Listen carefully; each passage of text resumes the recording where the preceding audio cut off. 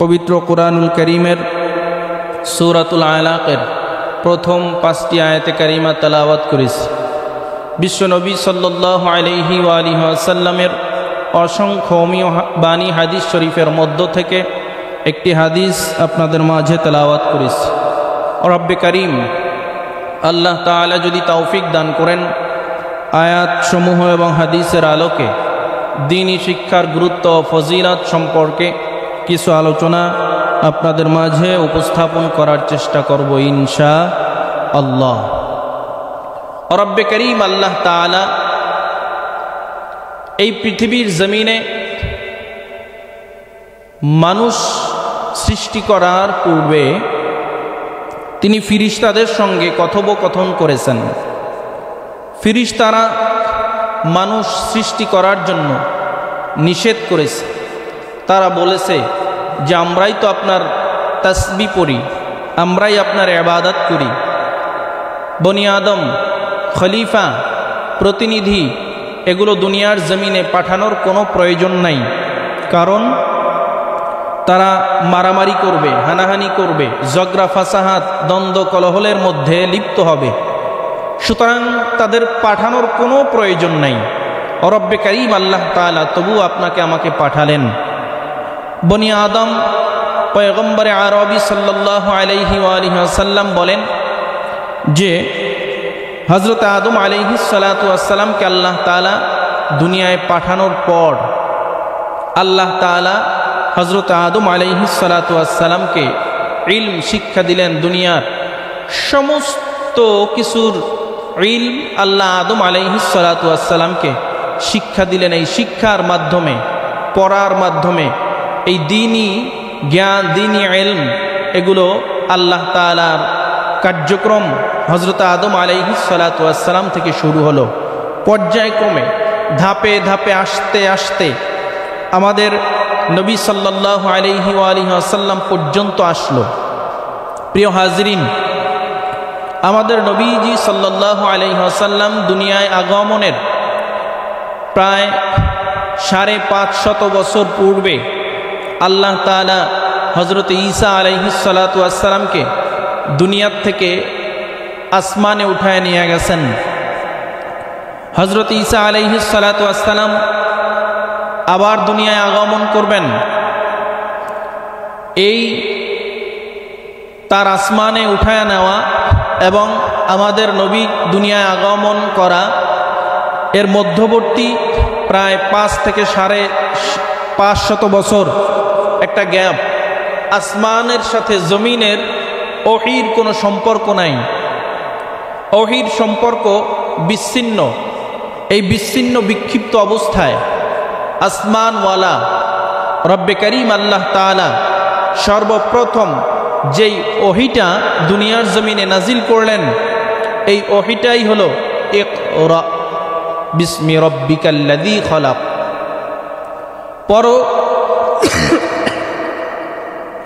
পড়ো তোমার প্রভু নামে যিনি তোমাকে সৃষ্টি করেছেন।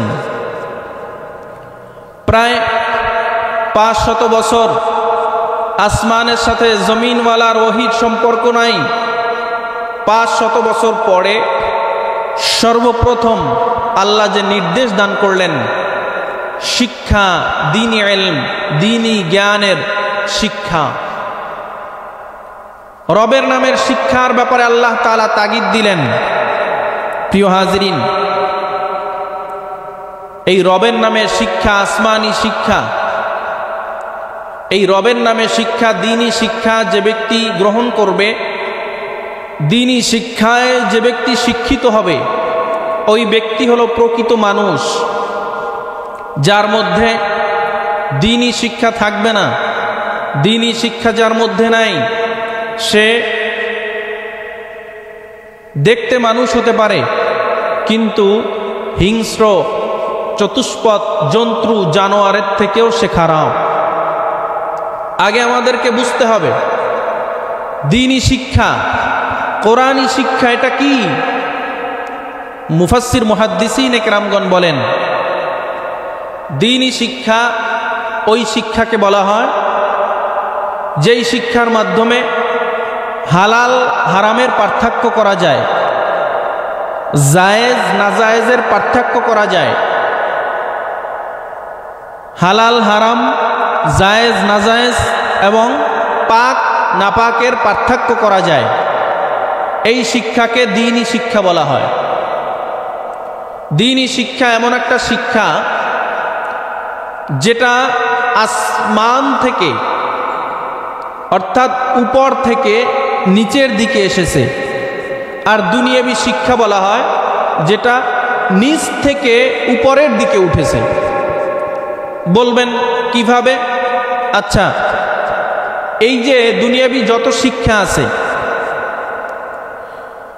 রাষ্ট্রবিজ্ঞান, হিসাব বিজ্ঞান, কৃষি বিজ্ঞান বা কৃষি শিক্ষা, জীববিজ্ঞান, এভাবে চিকিৎসা বিজ্ঞান, বিজ্ঞানের কোনো অভাব নাই, সাবজেক্টের কোনো অভাব নাই। এরপরে সাধারণ দিকে যদি আমরা আসি, মানুষ 1, 2, 3, 4, 5, 6, 7, 8, 9 এরকম আস্তে আস্তে উপরের দিকে উঠে এসএসসি বা দাখিল পাশ করে, আলিম বা এইচএসসি পাশ করে, এরপরে IA pass, BA pass, MBBS, এরপর আস্তে আস্তে উপরের দিকে মানুষ ওঠে। শেষ পর্যায়ে মানুষ বিসিএস ক্যাডার হয়। আচ্ছা বলেন, পৃথিবীর জমিনে যখন দুনিয়াবী কোনো শিক্ষা ছিল না, তখন কেউ না কেউ তো 1 ক্লাস বানাইছে, মানে প্রথম শ্রেণী। এটা তো কারো না কারো আবিষ্কার।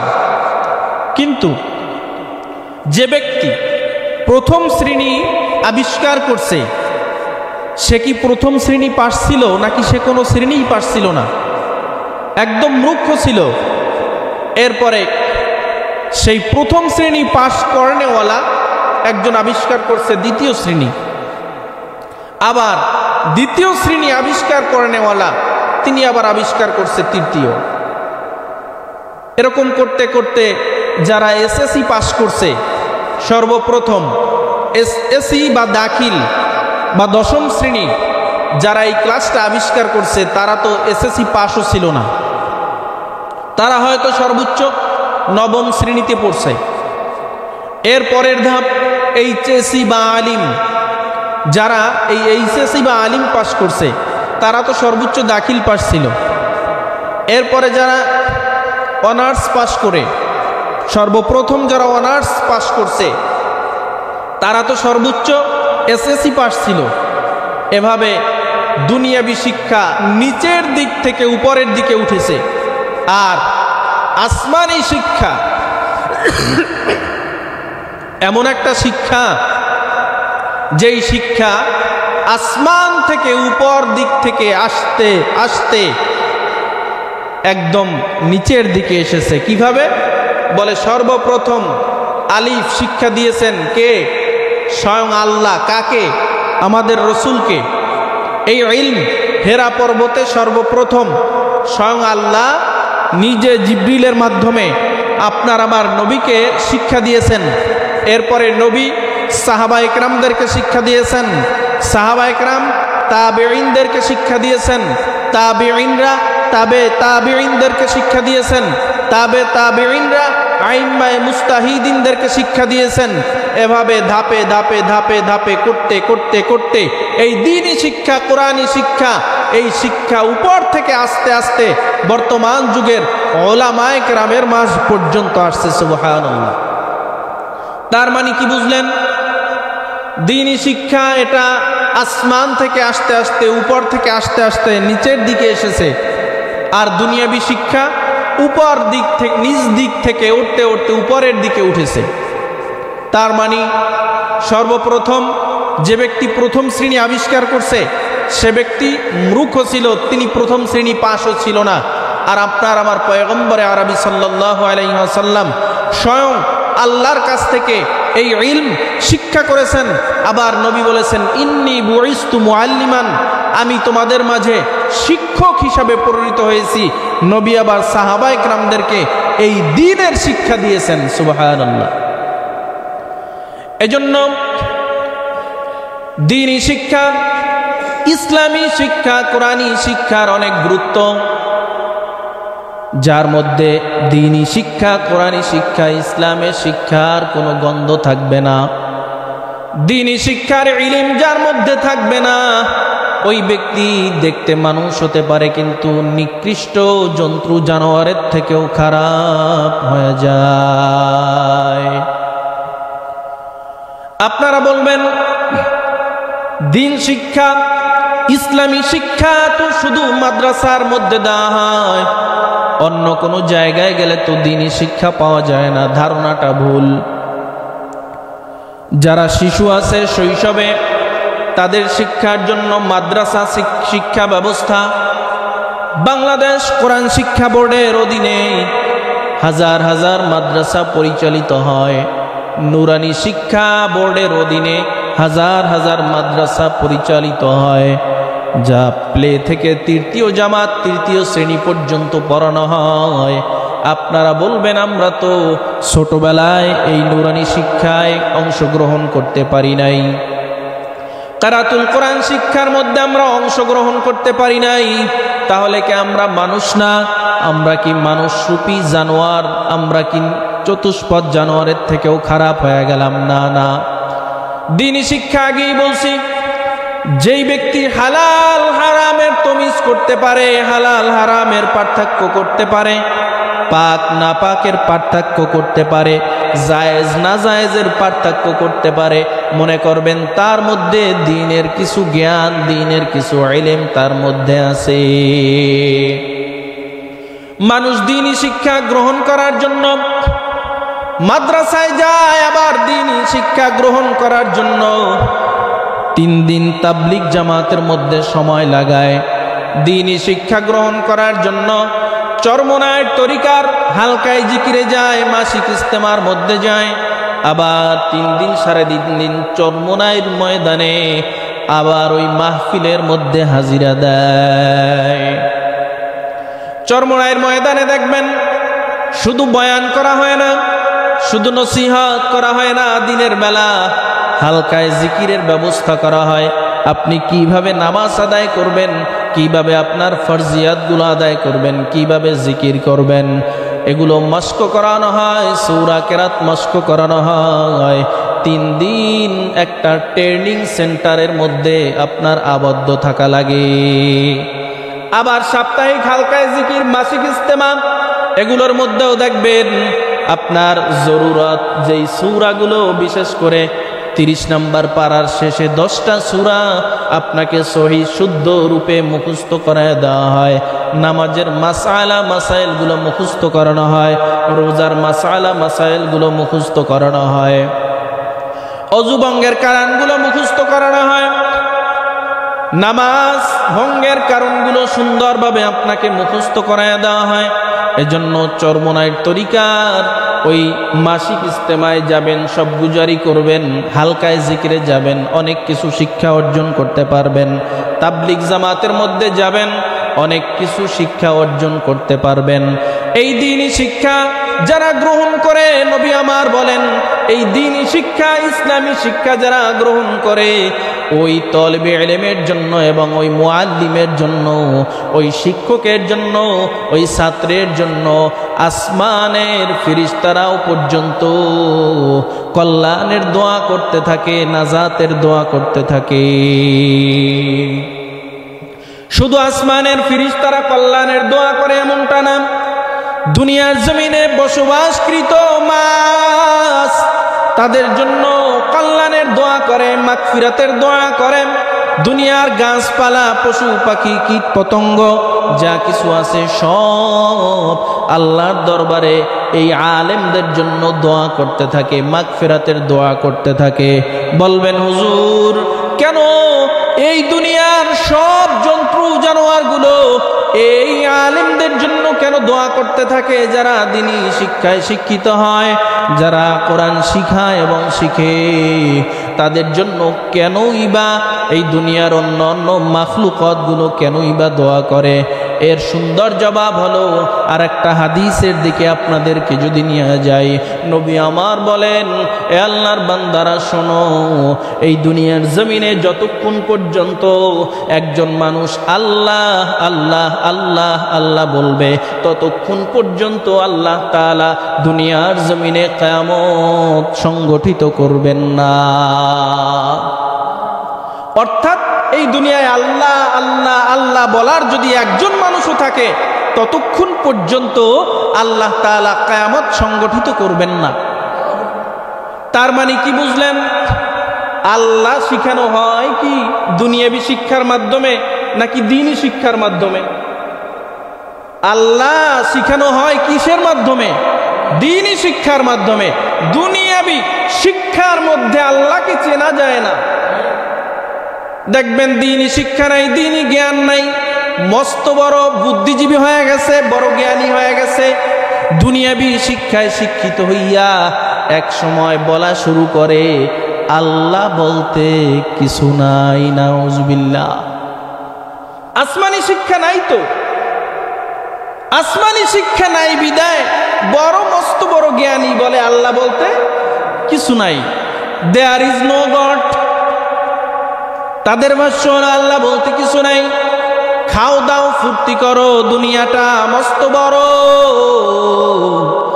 দুনিয়ায় আসছো, খাও দাও ফুর্তি করো, এরপরে যখন মারা যাইবা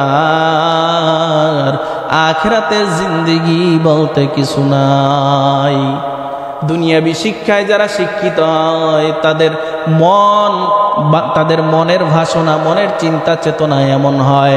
আর দুনিয়াবি শিক্ষায় শিক্ষিত হওয়ার পাশাপাশি যদি আখিরাতমুখী শিক্ষা হয়, দ্বীনির শিক্ষা, দ্বীনি শিক্ষা, দ্বীনি ইলম বান্দার অন্তরের মধ্যে বিন্দু পরিমাণে যদি থাকে, ওই বান্দা বলে দুনিয়াবি শিক্ষায়ও শিক্ষিত হওয়া লাগবে, নামাজও লাগবে, রোজাও লাগবে, মরাও লাগবে, কবরও সত্য, হাসরও সত্য, মিজানও সত্য, পৌলসিরত সত্য, কোনো সন্দেহ নাই। তার মানে আল্লাহ আল্লাহ শিখানো হয় দ্বীনি শিক্ষার মাধ্যমে। আপনি ডাক্তার হন, ইঞ্জিনিয়ার হন, উকিল, ব্যারিস্টার, যা কিছু হন না কেন, যা কিছু হন, এগুলো খারাপ না, এগুলো না জায়েজ না, হারাম কাজ না, বরং দ্বীনি শিক্ষায় শিক্ষিত হইয়া অন্তত হালাল হারাম, পাক না পাক, জায়েজ না জায়েজ, এই তিনটা জিনিসের পার্থক্য যদি আপনি করতে পারেন, তাহলে মনে করবেন দ্বীনের জ্ঞান আমার মধ্যে কিছু হলেও আছে, আমার ফরজিয়াত আদায় হয়ে গেছে। এরপরে আপনি ডাক্তার, ইঞ্জিনিয়ার যা হন, কোনো সমস্যা নাই, কোনো পাপ হবে না। আর আপনি যদি ডাক্তার হন, হালাল হারামের পার্থক্য না করতে পারেন, আপনি ইঞ্জিনিয়ার হয়েছেন, হালাল হারামের পার্থক্য করতে পারেন না, পাক না পাকের পার্থক্য করতে পারেন না, জায়েজ না জায়েজের পার্থক্য করতে পারেন না, মনে করবেন আপনি পশু, জন্তু, জানোয়ারের থেকেও নিকৃষ্ট। আচ্ছা, একজন দুনিয়ার শিক্ষায় শিক্ষিত মস্ত বড় ডাক্তার, সে যদি জনসম্মুখে দাঁড়াইয়া প্রস্রাব করে, তাহলে আপনারা কি বলবেন? যে ডাক্তার হইছে ঠিক, মানুষ হইতে পারে নাই, ঠিক না? মস্ত বড় একজন ইঞ্জিনিয়ার দাঁড়ায় প্রস্রাব করতেছে, আপনারা বলবেন ইঞ্জিনিয়ার হইছে ঠিক, কিন্তু মানুষ হইতে পারে নাই। কেন? বলে গরু দাঁড়ায় প্রস্রাব করে, ছাগল দাঁড়ায় প্রস্রাব করে, কুকুর দাঁড়ায় প্রস্রাব করে, তো সে ডাক্তার হইছে, দাঁড়ায় প্রস্রাব করতেছে, ইঞ্জিনিয়ার হইছে, উকিল, ব্যারিস্টার হইছে, এমপি, মন্ত্রী হইছে, দাঁড়ায় প্রস্রাব করতেছে। কুকুরের মধ্যে, গরুর মধ্যে, ছাগলের মধ্যে, উট, বেড়া, বকরি, দুম্বার মধ্যে আর তার মধ্যে কোনো পার্থক্য আছে? হ্যাঁ, কোনো পার্থক্য নাই। কারণ কি? তার মধ্যে দ্বীনের শিক্ষা নাই। এই জন্য নবী আমার বলেন, যে ব্যক্তি এই দুনিয়াবি শিক্ষায় শিক্ষিত হবে আর পাশাপাশি দ্বীনের শিক্ষাও গ্রহণ করবে, দ্বীনের শিক্ষা যারা গ্রহণ করে, তলাবুল ইলমি ফারিদাতুন আলা কুল্লি মুসলিম, প্রত্যেক মুসলমান নর নারীর উপরে দ্বীনি শিক্ষা গ্রহণ করা হলো ফরজ। নবী আমার আরো বলেন, قال النبي صلى الله عليه وسلم খায়রুকুম মান তাআল্লামাল কুরআনা ওয়া আল্লামা।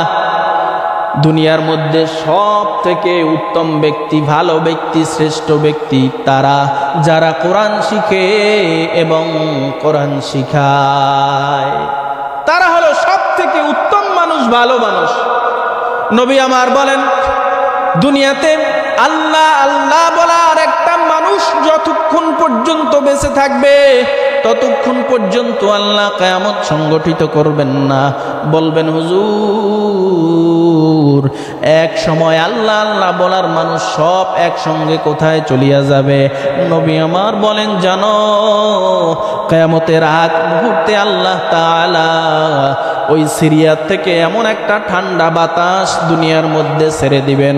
ওই ঠান্ডা বাতাসটা দুনিয়ার সব জায়গায় ঘোরাফেরা করবে, পাহাড়ের চিপায় চাপায়।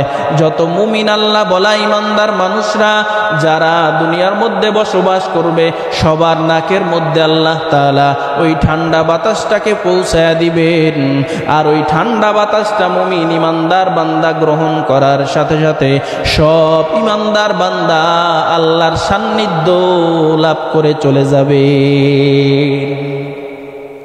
এমন একটা ঠান্ডা বাতাস আসবে, ইমানদার বাতাসটা গ্রহণ করার সাথে সাথে ইন্তেকাল করবে। দুনিয়াতে আল্লাহ বলার, আল্লাহ আল্লাহ ডাকার মতন, শিখানোর মতন, শেখার মতন কোনো মানুষ থাকবে না। এমন মুহূর্তে আল্লাহ তাআলা কিয়ামত সংগঠিত করে দিবেন। ভাইরা আমার, বন্ধুরা আমার, বোঝা গেল এই দ্বীনি শিক্ষার মাধ্যমে আল্লাহ আল্লাহ আল্লাহ শব্দ শেখানো হয়। এই জন্য আসমানের ফেরেশতারা সদা সর্বদা এই আল্লাহ আল্লাহ আল্লাহ শিখানো মানুষদের জন্য দোয়া করে, আলেমদের জন্য দোয়া করে, গর্তের পিপিলিকা আলেমদের জন্য দোয়া করে, আসমানের ফেরেশতারা দোয়া করে, সমুদ্রের মাছ দোয়া করে, খালে বিলের মাছ দোয়া করে, পশু পাখি কীট পতঙ্গ যা কিছু আছে সবাই এই আলেমদের জন্য দোয়া করে। আল্লাহ আল্লাহ আল্লাহ বলা মানুষদের জন্য সদা সর্বদা দোয়া করতে থাকে। কারণ আল্লাহ বলার মানুষ যতক্ষণ পর্যন্ত দুনিয়ায় থাকবে ততক্ষণ দুনিয়া থাকবে। মা চিন্তা করে, আল্লাহ বলার মানুষ যদি দুনিয়া থেকে বিদায় নিয়ে চলিয়া যায়, এই সমুদ্রও থাকবে না, এই খাল বিল নদী নালা কিছুই থাকবে না, আমরাও থাকবো না। সুতরাং আল্লাহ আল্লাহ আল্লাহ বলার মানুষদের জন্য যেহেতু আমরা দুনিয়ার মধ্যে বেঁচে আছি, এই জন্য তাদের জন্য মাগফিরাতের আর কল্যাণের দোয়া করতে থাকি। পশু পাখি সবাই চিন্তা করে, দুনিয়ার মধ্যে যদি আল্লাহ বলার মানুষ না থাকে দুনিয়া ধ্বংস হবে। তো এই আল্লাহ আল্লাহ বলনেওয়ালা মানুষের জন্যই তো আমরা দুনিয়ায় জীবিত আছি। এই জন্য তাদের জন্য মাগফিরাতের দোয়া করতে থাকে মুমিন। এ মুসাফিরের দলেরা, এ কবর পথের প্রতীক আমার ভাইরা, তাহলে একটু চিন্তা করেন যে এই দ্বীনি শিক্ষার কত গুরুত্ব, কত ফজিলাত। এই দ্বীনি শিক্ষার জন্য দুনিয়াটা টিকে আছে, দ্বীনি শিক্ষার জন্য দুনিয়া শিক্ষা ব্যবস্থা সব কিছু টিকে আছে। ইমানদারের জন্য বেঈমান খায়, ইমানদারের জন্য, নামাজির জন্য বেনামাজি দুনিয়ায় চলাফেরা করতে পারে, বেনামাজি খায়, বেনামাজি ইমানদারের জন্য বেনামাজির রিজিকেরও ব্যবস্থা হয়। আর যদি ইমানদার দুনিয়ার থেকে বিদায় নিয়ে চলিয়া যায়, আল্লাহ আল্লাহ বলনেওয়ালা মানুষ দুনিয়ার থেকে বিদায় নিয়ে চলিয়া যায়, গোটা পৃথিবী ধ্বংস হয়ে যাবে। মাছ গাছ পশু পাখি কীট পতঙ্গ কিছুই থাকবে না, সব কিছু ধ্বংস হয়ে যাবে। যার কারণে অন্য অন্য সব বেগুনা মাখলুক, যাদের কোনো গুনাহ নাই, যারা মাসুম, তাদের কোনো হিসাব নাই, তাদের জন্য জান্নাত নাই, জাহান্নাম নাই। এই সমস্ত মাখলুকরা সব এই আলেমদের জন্য, দ্বীন শিক্ষা করনেওয়ালাদের জন্য, শিক্ষানোওয়ালাদের জন্য সদা সর্বদা দোয়া করতে থাকে। এমন মাখলুক দোয়া করে যেই মাখলুকের কোনো গুনাহ নাই, মাছের গুনাহ নাই, গরু ছাগল উটবারা বকরি দুম্বা কোনো কিছুর গুনাহ নাই, তারা হলো বেগুনা, তারা হলো মাসুম, তাদের কোনো আমল নামা নাই, তারা মৃত্যুর পরে তাদের আর পুনরুজ্জীবিত করা লাগবে না, তাদের হিসাব দেওয়া লাগবে না, তাদের জন্য জান্নাত নাই জাহান্নাম নাই। এই জন্য ওই মাসুম বেগুনাগার মাছ গাছ পশু পাখি কীট পতঙ্গ সবাই আপনার আমার জন্য দোয়া করে। কাদের জন্য? যারা দিন শিখে এবং দিন শিখায়। দিন শিখার সংক্ষিপ্ত ব্যাখ্যা বলছি, যারা হালাল হারামের তমিজ করে, যারা না পাক না পাকের তমিজ করে, জায়েজ না জায়েজের তমিজ করে, পার্থক্য করে, এগুলো বেছে বেছে যারা চলাফেরা করে তাদের জন্য এই মাখলুকতগুলো সদা সর্বদা দোয়া করতে থাকে। ভাইরা আমার, দিন শিক্ষার কতটা গুরুত্ব আগেই বলছি। দিনই শিক্ষা ব্যক্তির মধ্যে থাকলে ব্যক্তিকে মানুষ বলা হয়, আর যদি মানুষ ওই দিনই শিক্ষা ব্যক্তির মধ্যে না থাকে তাকে মানুষ বলা চলে না, তাকে ওই হিংস্র চতুষ্পদ জন্তু জানোয়ারের থেকেও খারাপ বলা হয়। আল্লাহ তাআলা নিজেই বলেন, উলাইকা কাল আনআমি বাল হুম আযাল উলাইকা হুমুল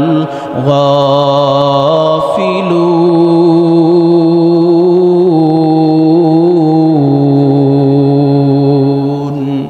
আল্লাহ তাআলা নিজেই বলেন, এই দ্বীনি শিক্ষায় যারা শিক্ষিত হবে না, যারা হালাল হারামের তমিজ করবে না, পার্থক্য করবে না, পাক না পাকের পার্থক্য করবে না, জায়েজ না জায়েজের পার্থক্য করবে না, ওরা দেখতে তোমাদের মতো চেহারায় মানুষ হবে, কিন্তু উলাইকা কাল আনআমি বাল হুম আযাল, ওরা দেখতে মানুষ হতে পারে, দেখতে মানুষ হতে পারে, কিন্তু ওরা ভয়ঙ্কর জন্তু জানোয়ার, চতুষ্পদ জন্তু জানোয়ার, কুকুর বিড়াল উট বেড়া বকরি দুম্বা ছাগল এবং এমনকি শুয়োরের থেকে ওরা নিকৃষ্ট হয়ে যায়। ভাইরা আমার, একটু ছোট্ট উদাহরণ দিলে বুঝবেন। আমাদের নবীজি সাল্লাল্লাহু আলাইহি ওয়াসাল্লাম দুনিয়াতে আগমনের আগের যুগকে বলা হয় আইয়ামে জাহিলিয়াতের যুগ, অন্ধকারের যুগ। তার মানে কি? ওই সময় সূর্য উঠতো না, অন্ধকার থাকতো রাতের মতো, এমন? বলে না না, আইয়ামে জাহিলিয়াত বলা হয় কারণ ওই যুগে মানুষের অন্যান্য সব জ্ঞান ছিল। রাষ্ট্র কিভাবে পরিচালনা করবে সেই জ্ঞান ছিল, তারা কিভাবে নতুন নতুন আবিষ্কার করবে এই জ্ঞান ছিল, কিভাবে পোশাক তৈরি করবে, পোশাক আবিষ্কার করবে এই জ্ঞান ছিল। সব দুনিয়াবি ইলম, দুনিয়াবি জ্ঞান ছিল। একটা জ্ঞান ছিল না, সেটা হলো দ্বীনের জ্ঞান ছিল না। এজন্য নবী আমার বলেন, আল ইলমু নূরুন, জ্ঞান হলো আলো, আল কুফরু যুলমাতুন, কুফর হলো অন্ধকার। এজন্য ওই যুগটাকে অন্ধকারের যুগ বলা হয়। এই অন্ধকারের যুগে সব জ্ঞান মানুষের মধ্যে ছিল, কিন্তু হালাল হারামের পার্থক্য তারা করতে পারে নাই, জায়েজ না জায়েজের পার্থক্য তারা বুঝে নাই, তারা পাক না পাকের পার্থক্য বুঝে নাই। 500 বছর নবী উম্মত হারাম, তারা দ্বীনের জ্ঞান থেকে বঞ্চিত হয়ে গেছে, দ্বীনের জ্ঞান তাদের মধ্যে ছিল না, যার ফলে ওই যুগটাকে আইয়ামে জাহিলিয়াতের যুগ বলা হয়। এই আইয়ামে জাহিলিয়াতের যুগে এমন কোনো গুনাহ নাই যা তাদের মধ্যেও, তাদের মাধ্যমে সংগঠিত হয় নাই। সব গুনাহ তারা করত, সব গুনাহ তারা করত। যার কারণ হলো তাদের মধ্যে দ্বীনের জ্ঞান ছিল না, ইসলামের জ্ঞান ছিল না, হালাল হারামের পার্থক্য তারা করতে পারতো না, জায়েজ না জায়েজের পার্থক্য তারা করতে পারতো না, পাক না পাকের পার্থক্য তারা করতে পারতো না, যার ফলে সব গুনাহ তাদের মধ্যে সংগঠিত হয়েছে।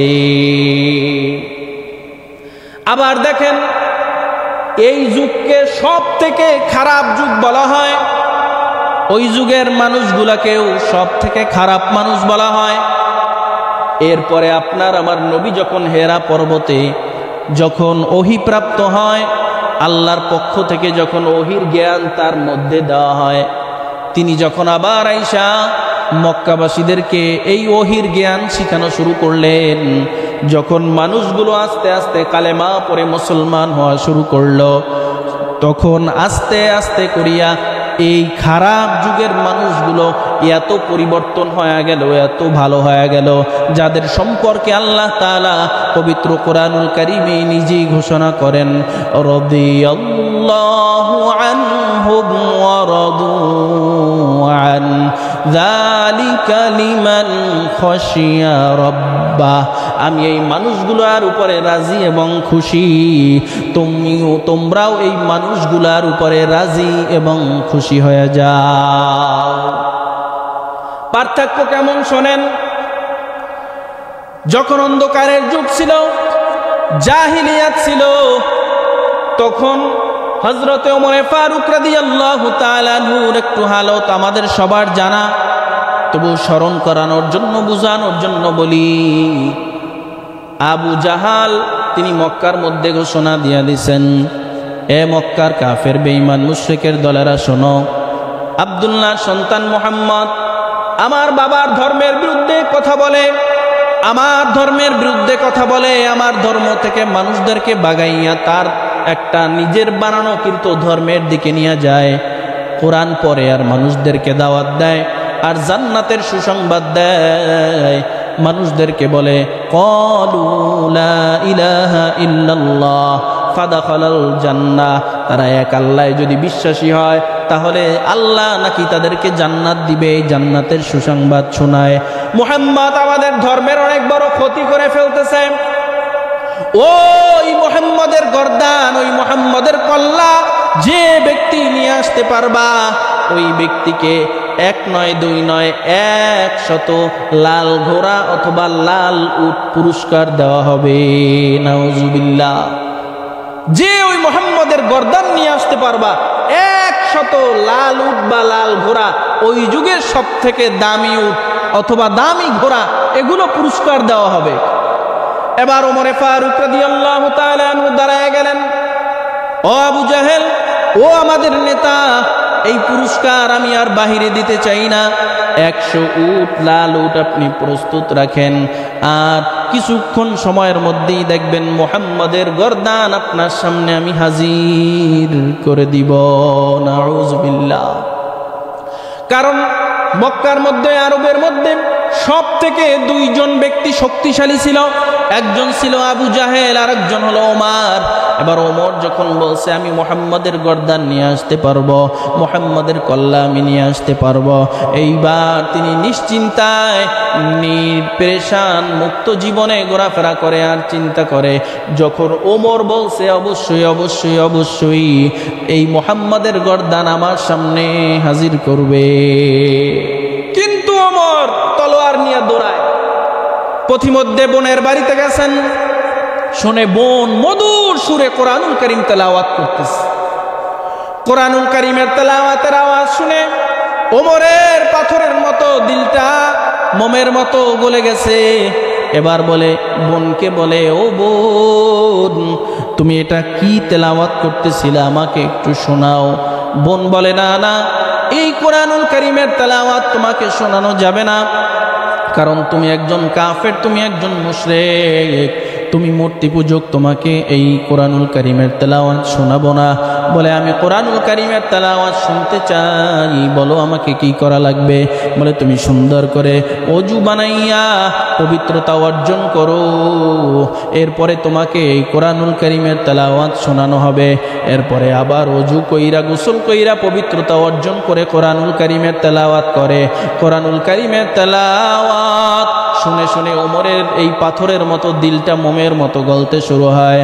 এবার যেই ওমর তলোয়ার দিয়া নবীর গর্দান আনার জন্য রওনা করেছে, ওই ওমর বলে, না না, যেই মুহাম্মদের উপরে আল্লাহ তাআলা এত সুন্দর ঐশী বাণী নাজিল করেছেন, ওই মুহাম্মদের গর্দান আনা যাবে না। এটা মুহাম্মদের নিজের বানানো কোনো কালাম না, এটা একমাত্র মুহাম্মদের রব, মুহাম্মদের আল্লাহর কালাম। এবার ওই তরবারি নিয়ে নবীর দরবারের দিকে রওনা দিছে। সাহাবা ইকরাম বলে, ইয়া রাসূলুল্লাহ, ইয়া হাবিবাল্লাহ, ওমর আসতেছে ভয়ঙ্কর গতিতে, হাতের মধ্যে তলোয়ার নিয়ে আমাদের এই দরবারের দিকে আসতেছে। নবী বলে, সাহাবায়ে কেরাম টেনশন করিও না, চিন্তা করিও না, পেরেশানির মধ্যে লিপ্ত হয়েও না, পেরেশানির মধ্যে চিন্তার মধ্যে তোমরা লিপ্ত হয়েও না, তোমরা খামোশ হয়ে যাও, ফয়সালা আসবে আসমান থেকে। এবার ওমরে ফারুক রাদিয়াল্লাহু তাআলা আনহু আসতেছেন, সাহাবায়ে কেরাম রাস্তা করে দিছেন। নবীর কাছে আইসা তলোয়ারটা নবীর সামনে ফালাইয়া বলে, নবী গো, আমি তো আপনার গর্দান নেওয়ার জন্য আবু জাহেলের সঙ্গে প্রতিশ্রুতি দিয়ে আসছি, 100 লাল উটের মালিক আমি হয়ে যাব, এই পুরস্কার গ্রহণ করব। কিন্তু পথে মধ্যে আমাকে কোরআন এমন আকর্ষণ লাগাইয়া দিছে, এমন আমি আকর্ষিত হয়ে গেছি, এমনভাবে কোরআন তেলাওয়াত করছে, আমার এই পাথরের মতো দিলটা একদম গলে গেছে। ইয়া রাসূলুল্লাহ, ইয়া হাবিবাল্লাহ, নেন, যেই তলোয়ারটা নিয়ে আপনার গর্দান নেওয়ার জন্য আমি আসছিলাম, তলোয়ারটা আপনার হাতের মধ্যে দিয়ে দিলাম, এই তলোয়ার দিয়ে আপনি আমি ওমরকে দ্বিখণ্ডিত করে ফেলেন। এর আগে আমাকে পড়ায়া দেন লা ইলাহা ইল্লাল্লাহু মুহাম্মাদুর রাসূলুল্লাহ।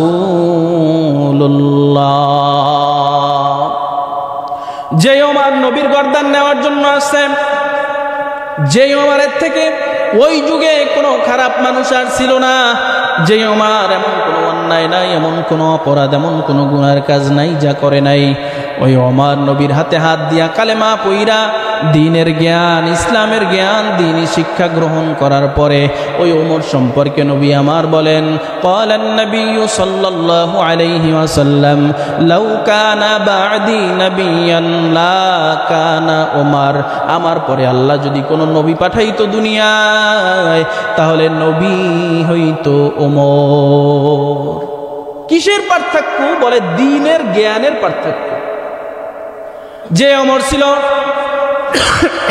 টাটকা একজন জাহান্নামী, যে ওমর ছিল একজন টাটকা জাহান্নামী, ওই ওমর দুনিয়ায় বসে জান্নাতের সুসংবাদ প্রাপ্ত হয়েছেন 2 নাম্বার। 10 জন দুনিয়ায় জান্নাতের সার্টিফিকেট পেয়েছেন, এর মধ্যে 2 নাম্বার হলো ওমর। হযরতে ওমরে ফারুক রাদিয়াল্লাহু তাআলা আনহু ছিলেন একজন অমানুষ, ছিলেন একজন জাহান্নামের কীট, ছিল একজন টাটকা জাহান্নামী, কিন্তু দ্বীনের জ্ঞান, ইসলামের জ্ঞান তার মধ্যে প্রবেশ করানোর কারণে আল্লাহ তাআলা তার মাকাম, তার মর্যাদা এমন উঁচু স্থানে নিয়ে দিছেন, যার ফলে দুনিয়ার মধ্যেই তিনি জান্নাতের সার্টিফিকেট পেয়েছেন। হযরতে বেলাল রাদিয়াল্লাহু তাআলা আনহুর কথা আমরা জানি, যার দুনিয়ার জমিনে এক টুকরা, এক খণ্ড জায়গা ছিল না, যিনি ছিলেন গোলাম, বাবাও গোলাম, দাদাও গোলাম, তার 14 পূর্বপুরুষ সবাই ছিল গোলাম, গোলামজাদা গোলাম। দেখতেও তেমন ভালো ছিল না, কালো কুচকুচে একজন মানুষ, কিন্তু দ্বীনের জ্ঞান, ইসলামের জ্ঞান তার মধ্যে প্রবেশ করানোর কারণে নবী আমার বলেন, আমার বেলাল হাঁটে দুনিয়ার জমিনে, এই পায়ের আওয়াজ হয় জান্নাতের মধ্যে। দেখতে ভালো না, কুচকুচে কালো মানুষ, কোনো দুনিয়াবি জ্ঞান নাই, অর্থ সম্পদ, টাকা পয়সা কিছুই নাই, কিন্তু হাঁটে দুনিয়ায়, আর শব্দ হয় আসমানে, তাও কোন জায়গায়? বলে জান্নাতের মধ্যে। মেরাজের রজনীতে নবী আমার যেই দিন জান্নাত দেখার জন্য গেছেন, ওই দিন শুনে ঠক ঠক করে আওয়াজ, জান্নাতের মধ্যে কে যেন হাঁটে, কিন্তু আওয়াজটা বড় পরিচিত মনে হয়। নবী আমার জিবরিল আলাইহিস সালাতু ওয়াস সালামকে প্রশ্ন করলেন, ও জিবরিল, তুমি না বললা এই জান্নাতের মধ্যে আমি আসছি দেখার জন্য, এর আগে কেউ আসে নাই, কিন্তু আমার তো মনে হয় আমার আগেও কেউ মনে হয় জান্নাতের মধ্যে আসছে, হাঁটা চলা করতেছে, আর পায়ের আওয়াজটা আমার খুব পরিচিত মনে হয়। জিবরিল আলাইহিস সালাতু ওয়াস সালাম বলে, ইয়া রাসূলুল্লাহ, ইয়া হাবিবাল্লাহ, এটা জান্নাতের মধ্যে কেউ আসে নাই, কেউ আসবেও না, আপনার আগে কেউ প্রবেশ করবেও না, বরং আপনার বেলাল হাঁটে দুনিয়ার জমিনে। আল্লাহ তাআলা বেলালের মাকাম এবং মর্যাদাকে এত বড় করে বানায়া দিছেন, যার মাকাম এবং মর্যাদার ফলে হাঁটে দুনিয়ার জমিনে, পায়ের আওয়াজ হয় জান্নাতের মধ্যে। সাহাবায়ে কিরাম ছিলেন ওই যুগের সব থেকে খারাপ মানুষ। হযরতে দাহিয়াতুল কালবি রাদিয়াল্লাহু তাআলা আনহু এক নয় দুই নয় 100-রও বেশি জীবিত কন্যা সন্তান হত্যা করছে। এর থেকে খারাপ মানুষ আর কে হতে পারে? কিন্তু দ্বীনের জ্ঞান, ইসলামের জ্ঞান যখন গ্রহণ করছে তখন দাহিয়াতুল কালবির মর্যাদা এত বেশি হয়ে গেছে যে দাহিয়াতুল কালবির রূপ ধরে জিবরিল আলাইহিস সালাতু ওয়াস সালাম নবীর কাছে ওহী নিয়ে আসতেন। সুবহানাল্লাহ। মানুষের রূপ ধরে 7 পদ্ধতিতে নবীর কাছে জিবরিল ওহী নিয়ে আসতেন। এর মধ্যে একটা পদ্ধতি হলো যে দাহিয়াতুল কালবি অর্থাৎ মানুষের রূপ ধরে, কোন মানুষ? ওই যে খারাপ মানুষ ছিল দাহিয়াতুল কালবি, 100-র অধিক মানুষ কন্যা সন্তান জবেহ করেছে, তার রূপ ধরে জিবরিল নবীজির কাছে আসতো কোরআনের বাণী নিয়ে, ওহী নিয়ে। সুবহানাল্লাহ। যেই সাহাবা একরাম নারীদের কোনো মর্যাদা দিত না, ইসলাম কবুল করার আগে নারীদের কোনো সম্মান ছিল না, ওই সাহাবা একরাম তারা নারীদেরকে এত সম্মান আর শ্রদ্ধা বোধ করতেন যা ইতিহাসে অন্য কোনো যুগে আর সম্মান শ্রদ্ধা বোধ করে নাই। বোঝা গেল দ্বীনি শিক্ষার অনেক গুরুত্ব। এজন্য ইসলাম সব থেকে পড়াকে বেশি গুরুত্ব দিয়েছেন। পড়া আল্লাহ সর্বপ্রথম কুরআনুল কারীমের আয়াত, ইকরা বিসমি রাব্বিকাল্লাযী খলাক, পড়ো তোমার প্রভু নামে যিনি তোমাকে সৃষ্টি করেছেন। অনেক ধর্ম আছে যারা পড়াকে হারাম মনে করে, খারাপ মনে করে। কারণ কি? তারা মনে করে জ্ঞান কোন নির্দিষ্ট গোষ্ঠীর কাছে থাকবে, মানুষের কাছে থাকবে। উদাহরণ আপনারা আগে শুনছেন, যারা জমিদার ছিল, জমিদারের যারা চাকর ছিল তাদেরকে বলা হতো এই তোমার সন্তানকে স্কুলে পাঠানোর দরকার নাই, কামে লাগাইয়া দাও, কালকে হইতে নগদ টাকা পাবা।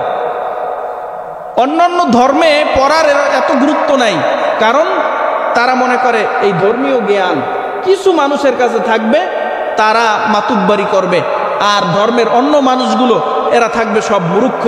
আর ইসলাম বলে না না না, পড়ো, যত পড়িবে তত বড় হবে, যত পড়বে তত জানবে, তত শিক্ষা গ্রহণ করবে।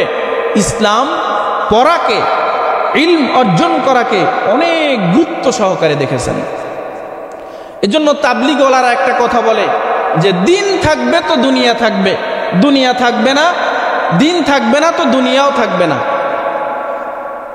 নবীর এই হাদিস তারা অনুসরণ করে, তারা ব্যাখ্যা এভাবে করে, কথা সত্য তো দিন থাকবে, আল্লাহ আল্লাহ বলার মানুষ থাকবে তো দুনিয়া থাকবে, আল্লাহ আল্লাহ বলার মানুষ থাকবে না, দুনিয়া থাকবে না। কিন্তু আমরা দেখলাম তাবলিগের মধ্যেও কি অবস্থা শুরু হয়ে গেল। টঙ্গীতে 2 দিন আগে 4 জন মারা গেল, এরপরে গেল এই 18 সালে মারা গেল।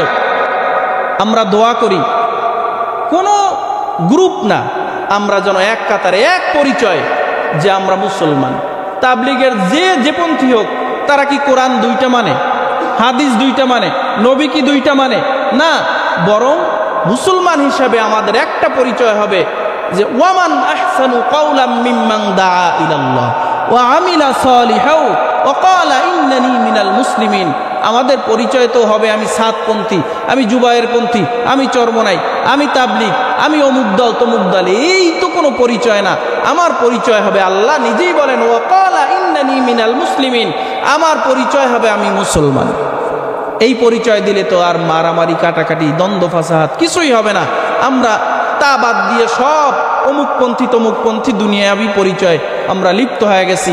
আল্লাহ তাআলা যেন এই দ্বীনের ইলম সঠিকভাবে আমাদেরকে অর্জন করার তৌফিক দান করেন, এবং সমাজের মধ্যে যারা আছে, যারা দুনিয়াবি শিক্ষায় শিক্ষিত হয়েছে, তারা যেন এটা মনে না করে যে আমরা